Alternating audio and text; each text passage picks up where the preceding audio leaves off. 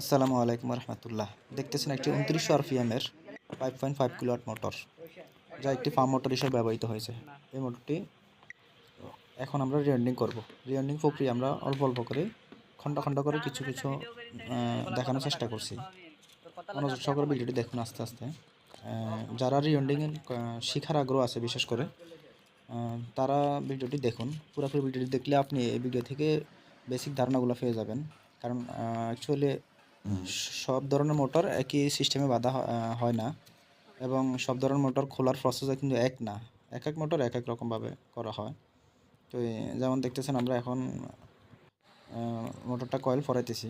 Coil ফরানো প্রায় শেষ। এটা হচ্ছে ব্যাক সাইড। ব্যাক সাইডে যতগুলো কাজ ছিল আমরা এগুলো সম্পূর্ণ করছি। এখন ট্যাপিং করা হবে। বিশেষ করে এক এক মোটর এক একটা সিস্টেমে ট্যাপিং করে থাকি আমরা। কোনটা সুতো দিয়ে ট্যাপিং, কটন ট্যাপ দিয়ে, যে মোটর যেভাবে করা যায় আর কি, যতটুকু সুন্দর করা যায়। সো এখন আমরা এটাকে কানেকশানের জন্য প্রস্তুত করতেছি। তারগুলার ইনসুলেশনগুলো আমরা রিমুভ করতেছি। অনেকে জানে না সুপার অ্যানিমাল তার ইনসুলেশন থাকে উপরে, যা বিদ্যুৎ প্রবাহ হবে, আপনি হাত দিলেও শর্ট করবে না, এবং তার পাশাপাশি একটা তারের সাথে শর্টও হবে না। ইনসুলেশনগুলো রিমুভ করার পরে আমরা কানেকশন কমপ্লিট। এখন ফ্রন্ট সাইডও আমরা ট্যাপিং করা কমপ্লিট হয়ে গেছে। এটা হচ্ছে একটা সেটিং বলা হয় আর কি, অর্থাৎ স্লটের ভিতরে যে চিপগুলো আছে এগুলোকে ডাউন করা লাগে যাতে করে রোটরের সাথে ঘর্ষণ না হয়।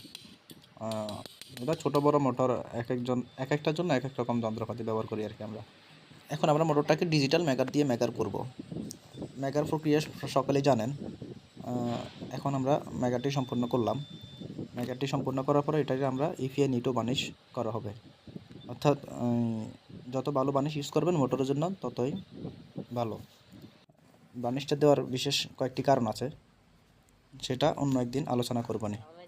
ধন্যবাদ ভিডিওটি দেখার জন্য।